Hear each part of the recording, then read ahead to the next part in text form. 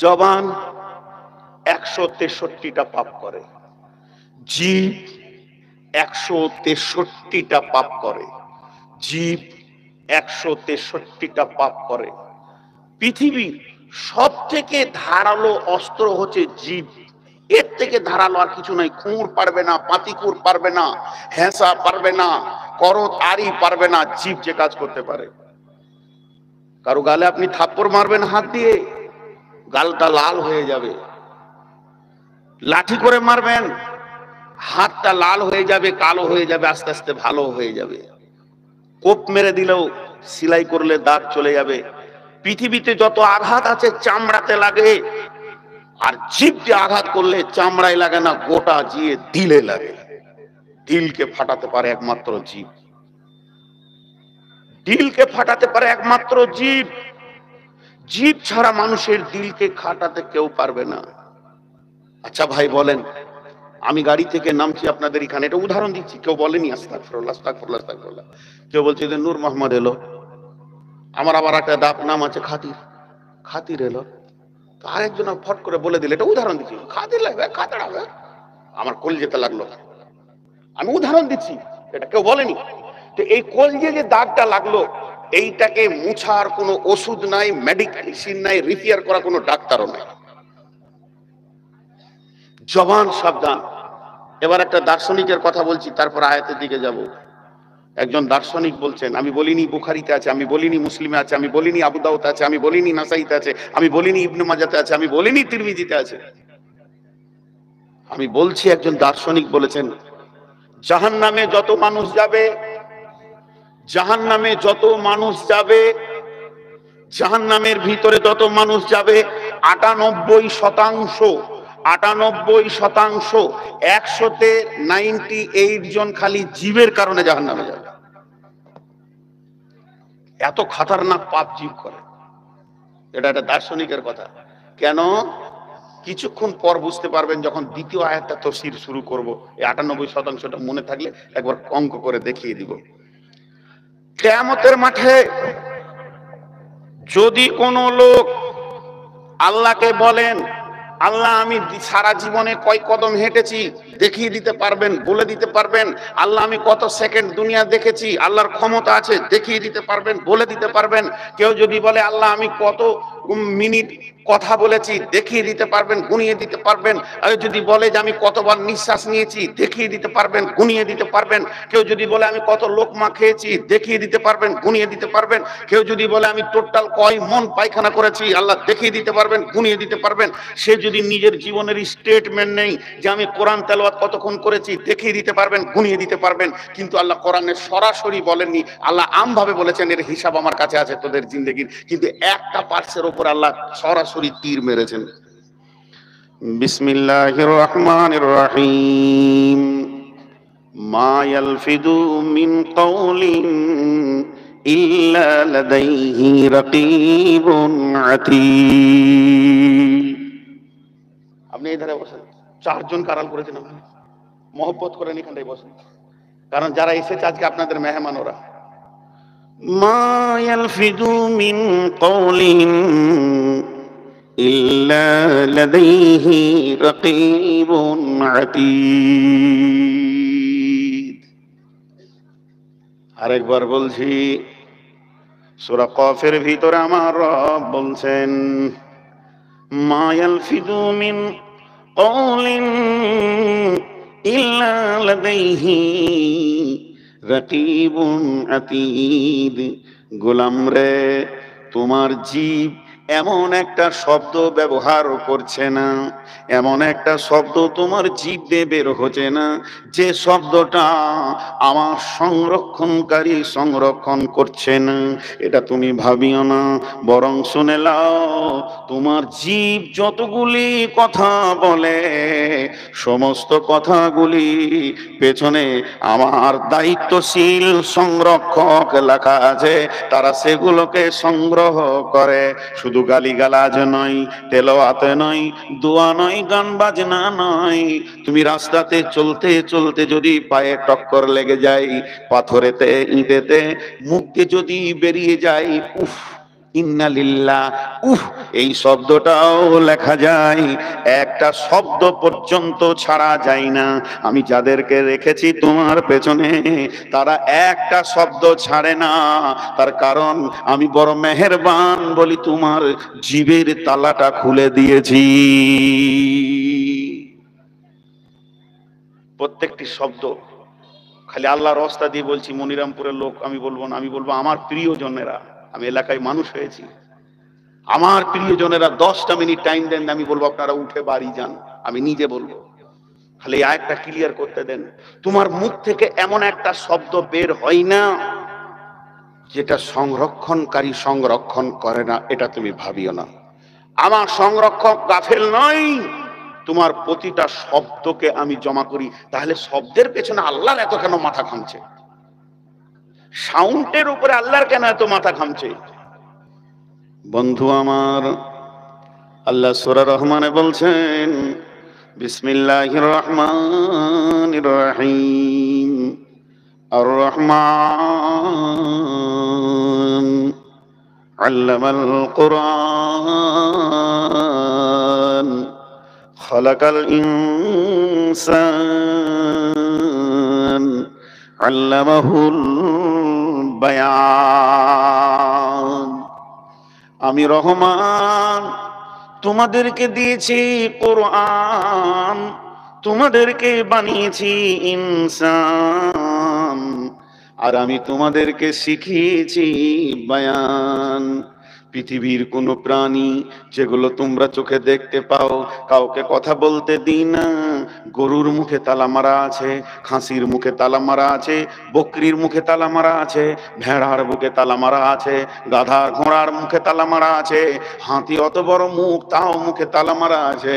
বন্ধুরে, একটা গরু আর একটা গরুর সঙ্গে একই গোয়ালে 3 বছর কেটে যায়, একবারও একজন আর একজনকে জিজ্ঞেস করে না ভাই তুমি কেমন আছো? আর আল্লাহ, ছাগল একসঙ্গে মাঠে 20-25টা চরে, খাসি আর একজনকে বলতে পারে না বন্ধু আমার দিকে এসো। তাদের মুখগুলো তারা মারা আছে, তারা জীবনেও মুখ খুলতে পারবে না। আমি কত বড় মেহেরবান হে আদমের সন্তান, তোদের মুখের তালাটা খুলে দিলাম। তোরা বিবির সঙ্গে প্রেম আলাপ করিস, তোরা বন্ধুর সঙ্গে আনন্দ করিস, তোরা নাতিনের গালে চুমা দিস আর মজাক করিস, তোরা বেটিকে গলায় জড়িয়ে ধরে আম্মু বলে গালে চুমা খাস, তোরা নিজে ভাই ভাই বুকে জড়িয়ে ধরিস, কত বেদনা উজাড় হয়ে যায়। আমার ছেলে অ্যাক্সিডেন্ট হয়ে মারা গেছে, আমার ভাই আমার গলাটা জড়িয়ে ধরে কাঁদবে আর বলবে ভাই কাঁদিও না, সবর করে লাও। এই যে মুখে তালা খোলা আছে, যদি তোদেরকে গরু ছাগলের মতো দুনিয়া করতে বলতাম তাহলে তোরা কি করে আগাতিস, কি করে কিতাব পড়তিস, কি করে বিজ্ঞান হয়ে আকাশে উড়ে যেতিস? আমি কি মেহেরবান নয়? জীব দিয়েছিলাম তোদেরকে ব্যবহার করার জন্যে, আর এটাকে যদি তুই নোংরা ব্যবহার করিস, আমার তোর জবানকে খেয়াল করে আমার ফেরেশতা রয়েছে, খবরদার জীবকে বেকন্ট্রোল করবি না। জীব হলো গোটা শরীরের সমস্ত পার্টসের সেক্রেটারি। জীব যদি গুনাহ করে, শরমগা গুনাহ করবে, হাত পা গুনাহ করবে। যেদিন জীব কন্ট্রোল হয়ে যাবে, গোটা বডিটা কন্ট্রোল হয়ে যাবে।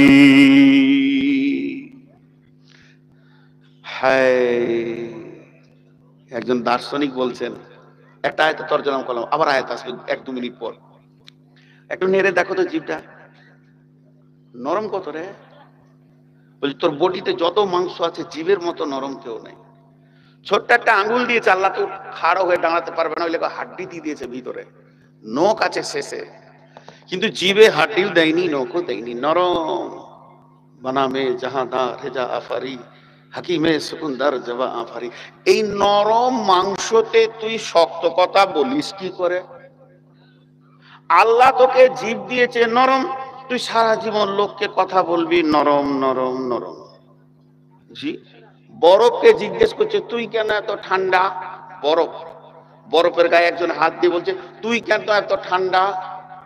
তো বরফ উত্তরে বলছে মেরি মাঝি দেখো আর মুস্তাকবিল দেখো, আমার অতীত দেখো আর ভবিষ্যৎ দেখো।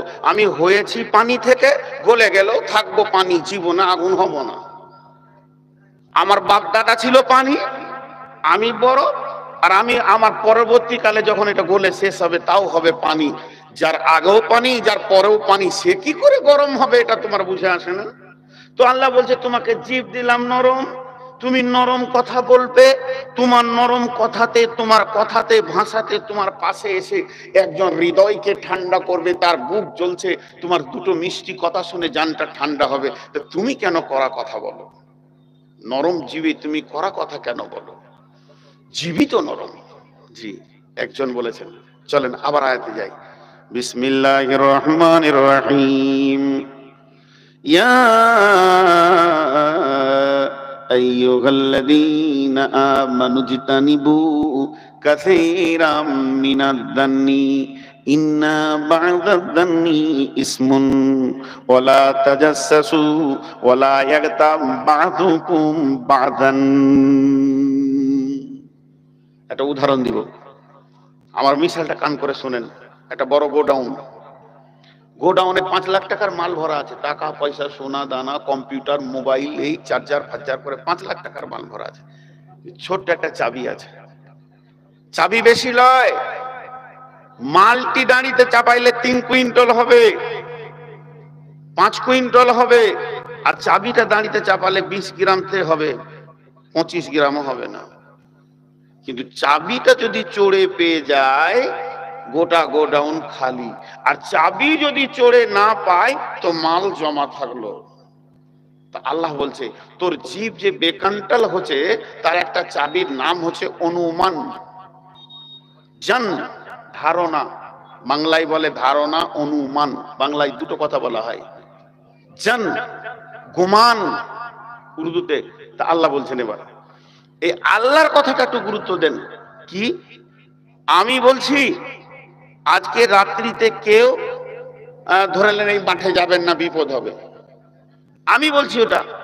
আমার এই ভাইয়া বলছেন, আমার ওস্তাদ ভাজন বলছেন, এনারা আমরা সবাই বলছি যাও না, মাঠে বিপদ হবে, কাটবে মারবে, ডাকাত আছে। হতেও পারে নাও পারে, বিপদ হতেও পারে নাও পারে, কিন্তু যদি আল্লাহ বলে মাঠে আজকে যাস না বিপদ হবে, ওটাতে সন্দেহ আছে? একবার আপনারা বলেন সন্দেহ আছে? এবার আল্লাহ বলছে বিসমিল্লাহির রহমানির রহিম। ইয়া আইয়ুহাল্লাযীনা আমানু ইজতানিবু কাসীরাম মিনাজ-জান্নি। হে ঈমানদারেরা, ও মুমিন মুসলমান, আমার গোলাম, তোমরা বাঁচো, নিজেকে বাঁচাও। বাঁচো বাঁচো, এই বাঁচো শব্দটা কোনো আলেমের নয়, কোনো মাওলানা নয়, কোনো মুফতির নয়, কোনো নবীর নয়, কোনো ফেরেশতার নয় যে এখানে আপনি সন্দেহ করবেন। এটা স্বয়ং আল্লাহ বলছেন ইজতানিবু কাসীরাম মিনাজ-জান্নি। বেশ কিছু ধারণা অনুমান কুমান থেকে তুমি নিজেকে বাঁচাও। ইন্না বা'দাদ-দান্নি ইসমুন, এমন কিছু ধারণা আছে যেগুলো হলো কাবিরা গুনাহ। ধারণা তোমাকে কাবিরা গুনাহে ভরে দেবে। এই ধারণা করা, অনুমান করা, গুমান করা, জান করাটাই হলো কাবিরা গুনাহ। ধারণা এমন একটা জিনিস বন্ধুরে, ও মা আমার, বোন আমার, যখনই আপনি কোনো অনুমান করবেন, ধারণা করবেন, এই ধারণা কেউ পেয়ে গেল, তার মানে গোডাউনের চাবি পেয়ে গেল। ওর দ্বারা জীব এত চলবে, ওর জীব এত গোনা করবে, ওর জবান এত গোনা করবে, ওর গোনাকে রুখার আর ক্ষমতা হবে না। ও তখন গুনার ময়দানে নেমে যাবে।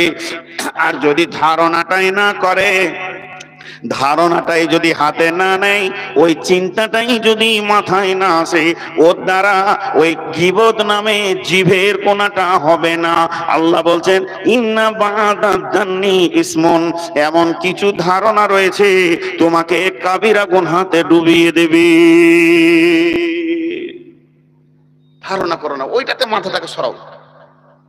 জি, একজন সাহাবী রাসূলের কাছে আসলেন আর গেলেন, পরপর 3 দিন যখন আসলেন আর গেলেন, আল্লাহ রাসূল বলছে দেখো জান্নাতি গেছে, জান্নাতি দেখবে তোমরা, ওই দেখো জান্নাতি চলে গেল। সম্ভব হযরত আলী লোকটাকে জড়িয়ে ধরে বলছে, ভাই তুমি এমন কি নেকির কাজ করো, 3 দিন ওর ঘরে যে কাটেছে, নফল নাই, তাহাজ্জুদ নাই। আজীব ব্যাপার, আল্লাহ রসুল জান্নাতি বলছে, এমন কোন গভীর আমল নাই। লোকটাকে জড়িয়ে ধরে বলছে, ভাই তোমার কি এমন আমল আছে আল্লাহ রসুল বলেছেন যে তুমি জান্নাতি? উনি বলেন, আমি কারো প্রতি বদ ধারণা করি না, সবারই প্রতি আমার দিল উদার।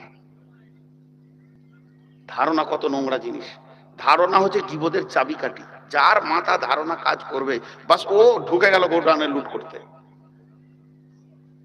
সবে কাদারের রাত, সবে কাদারের রাত মানে চাঁদনি নয়, আধার রাত।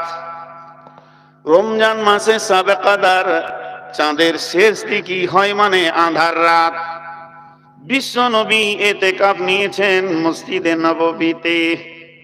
বেগম সাফিয়া উম্মুল মুমিনিন আম্মা জান সাফিয়া রসুলের বিবি এসেছেন রসুলের সঙ্গে মোলাকাত করতে। মসজিদে কথা বলতে বলতে বলতে বলতে কালাম করতে করতে একটু সময় বেশি হয়ে গেছে, আধার রাত। মহিলা মানুষ বলছেন, ইয়া রাসূলুল্লাহ, ইয়া হাবিবাল্লাহ, আপনি তো বাড়ি ঢুকবেন না, আর আমিও একা যেতে ভয় লাগছে, আমাকে কেমন কেমন লাগে। নবীজি গো, আপনি কি আমাকে একটু বাড়ির কাছাকাছি আগিয়ে দেবেন? বিশ্ব নবী বললেন, চলো সাফিয়া, তোমাকে একটু কাছাকাছি বাড়ির আগিয়ে দিয়ে আসি। এইরকম আধার রাত্রিতে ব্যক্তিটা যাচ্ছেন কে? আখিরি পয়গম্বর। সঙ্গে যাচ্ছেন কে? একজন মহিলা আবৃত করা, সে তো আর বেপরদা নয়, রাতেও হলে চাদর আবৃত করা আছে। তাহলে সঙ্গে যাচ্ছেন কে? উম্মুল মুমিনিন আম্মা জান সাফিয়া। বিশ্বনবী হাঁটছেন ধরেন পূর্ব মুখে, ওই দিক থেকে দুইজন সাহাবী নবীজিকে রাস্তায় ক্রস করে নিলেন আঁধারে, এইভাবে চলে গেলেন। বিশ্বনবী বললেন, সাফিয়া রে, তুমি দাঁড়াও, আমি ওদের সঙ্গে একটু কথা বলে নি।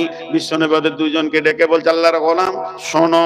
কাছে এলো, নবীজি বললেন, এ আল্লাহর গোলাম, ওই যে মহিলাটা আমার সঙ্গে হাঁটছে, ওটা হলো আমার বিবি সাফিয়া। লোক দুটি বলছেন, ইয়া রাসূলুল্লাহ, যেদিন থেকে ঈমান এনেছি আপনার ব্যাপারে আমাদের দিল সাফ, মন সাফ, ঈমান সাফ, আপনি হক নবী, তবে কেন এমন কথা বলছেন? নবীজি উত্তরে বলছেন, আল্লাহর গোলাম, তুমি ভালো, আমি ভালো, আমার বিবি ভালো। আল্লাহর গোলাম, তোমরা ভালো, আমি ভালো, আমার বিবি ভালো, কিন্তু শয়তান ভালো নয়। তোমরা দেখেছো রাত্রিতে নবীজি যাচ্ছেন সঙ্গে একটা মেয়ে, আর এই মক্কার মাটিতে একটা গোষ্ঠী রয়েছে, তারা প্রতিদিন খালি নীল নকশা করছে আমার বিরুদ্ধে, কেমন করে অপমান করবে। এরা যদি অপপ্রচার শুরু করে দেয়, নবী মুহাম্মদ মহিলাকে নিয়ে রাতে কারবার করে, তখন তোমাদের মনে হতেও পারে যে আমিও একদিন রাতে ওকে দেখেছি, ঈমানটা হারিয়ে যাবে। শয়তান যেন এই ধারণাটা তোমাদের ভিতরে না ঢুকতে দেয়, এর জন্য আমি ক্লিয়ার করে দিলাম, ওটা আমার বেগম সাফিয়া।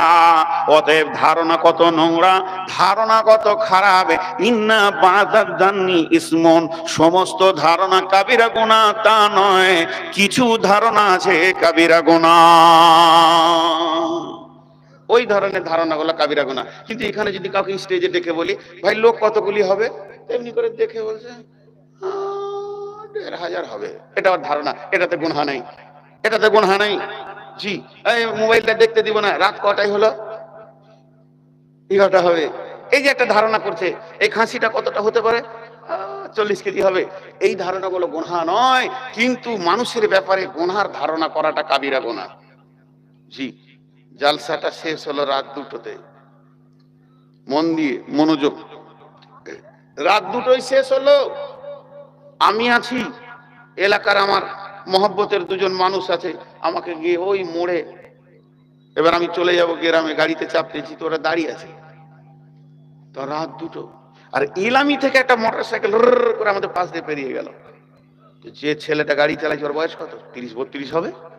পেছনে একটা মেয়ে বসে আছে, তো ওকে ধরে আছে এমনি করে জড়িয়ে, বয়স কত হবে, ২০-২২ হবে। হট করে আমরা ৩ মৌলবি বন্ধু দাঁড়িয়ে আছি, একজন বলছে, যুগ জামানা খারাপ হয়ে গেল রে। তাই তো, এত রাতে এত ইয়ং বেটি ছেলের বেটা ছেলে রে কোথা গেল রে। শুরু হয়ে গেল চোপা চলতে, চলছে তো চলছে সিলাই মেশিনের মতো, খিচির খিচির খিচির খিচির খিচির খিচির। ৩ জনাতে ১.৫ ঘন্টা গল্প করে নিলাম, ১.৫ ঘন্টা গল্প করে নিলাম। গল্প ছাড়তে মন যেতে না, যে এত রসের গল্প।